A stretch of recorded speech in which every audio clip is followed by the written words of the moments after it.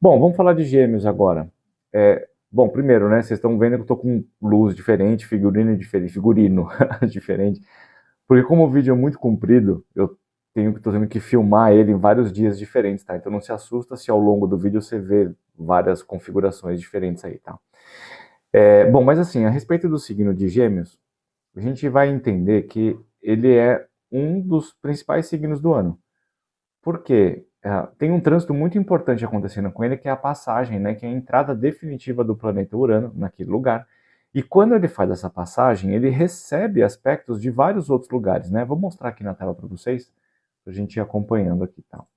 Bom, então o que a gente tem aqui, ó? Hoje, o Urano ainda está retrógrado no signo de Touro. Ele vai voltar um pouquinho lá até mais ou menos 27 graus, quase 26 graus do signo de Touro, para lá no finalzinho de janeiro, volta para o seu caminho normal e ele vai no movimento direto até finalzinho do mês de abril de 2026, quando ele passa definitivamente para o signo de Gêmeos. Isso tem várias repercussões, eu vou explicar à medida que vai passando esse vídeo aqui, mas uma coisa que é bastante importante a gente pensar, como esse signo vai receber muita energia, é que os signos Yang combinam com os signos Yang e os signos Yin combinam com os signos Yin. É mais ou menos isso. Eles têm uma facilitação de fluidez de comportamento e energia entre eles, tá? Então aqui, se a gente pensar, ó, o Gêmeos, o Áries é um signo Yang, Gêmeos é um signo Yang, Leão é um signo Yang e o Libra é um signo Yang. Então a gente vai pulando, né? Tem um signo Yin, um signo Yang, um signo Yin, um signo Yang e por aí vai, tá? Então o que acontece? Que nesses pontos aqui a gente forma um sextil, ó.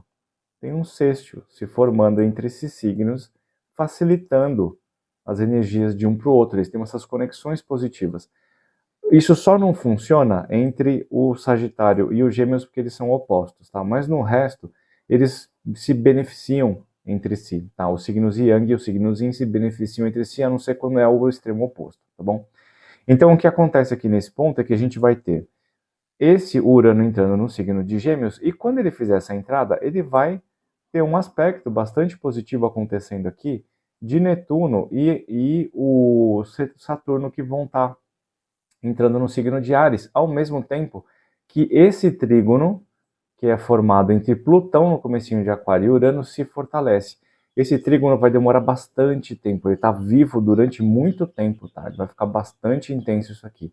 Aliás, essa combinação que a gente tem aqui, ó, de Saturno e Netuno em Áries com o Plutão e o Urano, Plutão em Aquário e o Urano em Gêmeos, e vai ficar durante muito tempo junto. Vai ficar bastante tempo, eles vão ficar flutuando os quatro ali em conjunto, promovendo todas as grandes transformações que a gente precisa viver, e essas transformações vêm através dos grandes eventos globais e individuais.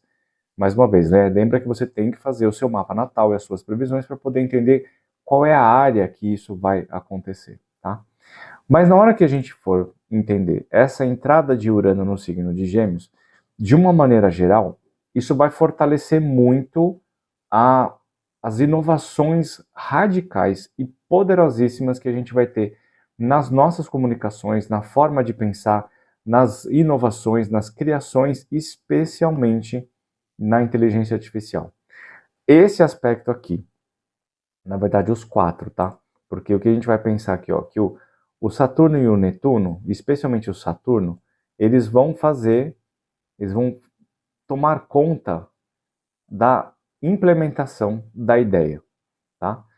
O Netuno e o Saturno, o Urano e o Plutão, eles ficam por conta da revolução, da criatividade, da tecnologia avançada. O Plutão em Aquário é a transformação da nossa experiência como ser humano, e o Urano é a criações radicais que mudam a forma como a gente pensa e utiliza as informações no dia a dia. A inteligência artificial é algo que veio para ficar. Em 2026, o negócio vai alcançar níveis, 26 e 27, vai alcançar níveis absurdamente inimagináveis. E se você ainda não nem cogitou a possibilidade de começar a entender como isso pode ser aplicado no seu dia a dia, você vai precisar fazer movimentos bastante significativos em 2026, porque vai chegar um momento que você não vai conseguir viver sem isso, não tem como. É a mesma coisa com a internet lá atrás. todo mundo, né, meio que reticente a usar, porque os perigos, porque não sei o quê, blá blá blá. E antes da internet, sabe o que era muito significativo que mudou a nossa forma aqui de comunicação? Foi a TV. Então, todo mundo que vem e vive sem isso, né, toda a geração que estava começando a viver a implementação da TV, os novos aderiram com facilidade, os velhos resistiram. Na internet foi a mesma coisa. E na inteligência artificial é a mesma coisa. Cada nova inovação, revolução, é resistida por quem viveu sem isso e abraçada com muita facilidade por quem já nasceu dentro dessa história, né? A gente brinca muito, né, que o pessoal que nasce por aqui já sabe configurar computador, celular, tablet, já sabe mexer, você nem precisa ensinar, a pessoa já sabe como fazer aquilo. Então você nasce com aquela informação. Então, durante esse período que a gente está vivendo aqui, essa transformação da tecnologia na nossa experiência de vida, de cotidiano, é uma coisa que não vai embora, ela vai se amplificar e ela vai tomando cada vez mais espaço no nosso dia a dia. Então, sim, a gente precisa aprender a usar isso da melhor forma possível para nós, para a nossa produtividade do dia a dia. E a melhor forma possível é buscando facilitar coisas que para nós é mais difícil. Então, por exemplo, eu tenho uma cliente que tem um quadro de TDAH super intenso e que ela usa a Alexa como uma agenda viva, lembrando ela de remédio, de buscar a criança na escola, de desligar o fogo, né, de desligar o fogão, porque às vezes a pessoa esquece o fogão aceso. Então, isso ajuda a gente a lidar com as questões de mais dificuldade no nosso dia a dia. Por exemplo, se você acompanha meu canal aqui há mais tempo, você sabe que semana passada eu publiquei um primeiro vídeo do audiobook. Eu estou produzindo meus livros de astrologia e eu achei que bacana colocar alguns capítulos como audiobook para vocês estudarem conceitos astrológicos. A narração do vídeo inteiro foi feita por inteligência artificial. Você pergunta, pô, Nando, por que você não faz? Porque a inteligência artificial é muito mais rápido e ela não erra. Porque quando eu estou fazendo a leitura de textos, eu engasgo, eu pulo parágrafo, eu leio palavra trocada, eu erro e aí eu tenho que começar de novo, eu tenho que voltar. E depois que eu fizer isso, eu tenho que colocar no meu programa, eu tenho que editar tudo aquilo. Isso consome um tempo gigantesco, muito grande, que eu não tenho disponibilidade para isso. Então eu já produzi todo o texto que levou um infinito de anos e eu tenho agora um facilitador que pode colocar isso disponível para vocês de uma maneira mais rápido, né, mais ligeira. Favorece, ajuda o meu dia a dia. À medida que essa tecnologia vai avançando, ela vai melhorando, mas ela é necessária para a gente encaixar isso no nosso dia a dia, tá? O que a gente precisa tomar cuidado? De se tornar absurdamente dependente disso. A gente não conseguir fazer mais nada. Então, por isso que eu falo, você tem que usar a inteligência artificial para coisas que você tem dificuldade, que você não sabe lidar, ou você não tem tempo hábil para lidar com isso. Isso vai ajudar a otimizar o seu dia a dia e não vai dominar o seu dia a dia. Que é uma coisa que acontece principalmente com o pessoal que fica no celular o tempo todo. Fica tão dominado por essa informação curta e inútil que a nossa capacidade de concentração diminui para 1 minuto. Literalmente as pessoas só conseguem se concentrar em alguma coisa em 1 minuto e olha lá, às vezes nem isso.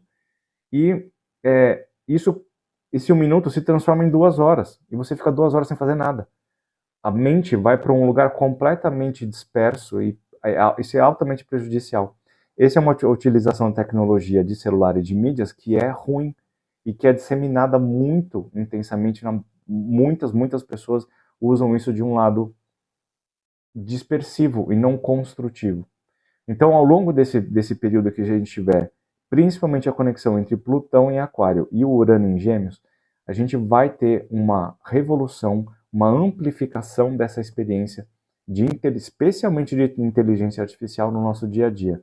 Então, a gente precisa descobrir como isso funciona para construir coisas e não para destruir as nossas capacidades.